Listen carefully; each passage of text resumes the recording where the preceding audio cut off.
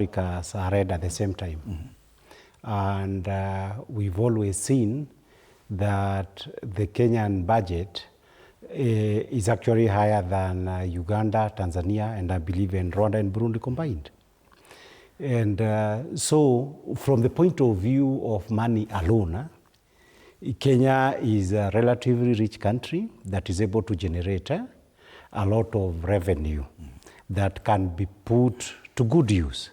So the questions of whether or not there is money does not arise. And that one is further supported by the fact that if, for example,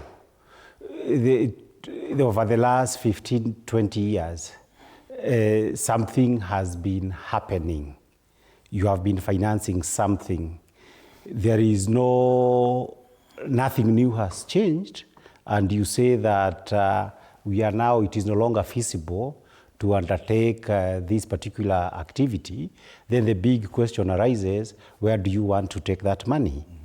And that is now where it takes you straight to the questions of public finance and the budgetary process.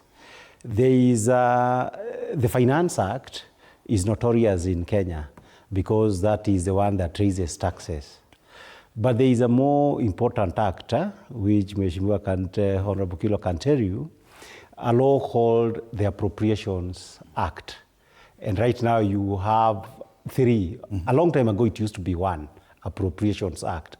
Nowadays, like the last time they did it was just before June, it was the third one.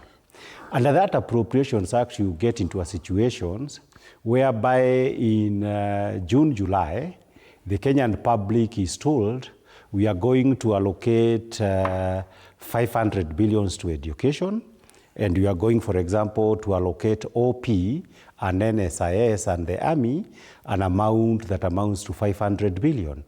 But what is it that happens at the end of the day?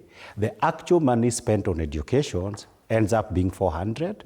The actual money spent by OP, NSIS, and the military, they end up being something like 800 billion. And that's where the problem lies. Because it is in this kind of opaque areas, like now you are suddenly being told you have to put a lot of money in State House. Nobody has actually gone and seen was even 1 billion spent.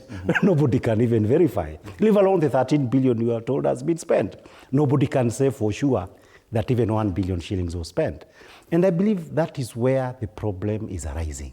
Problem number one, from a budgeting point of view, that the government in June and July, it simply lies to the Kenyan people about how public money is going to be used. And that's why I'm happy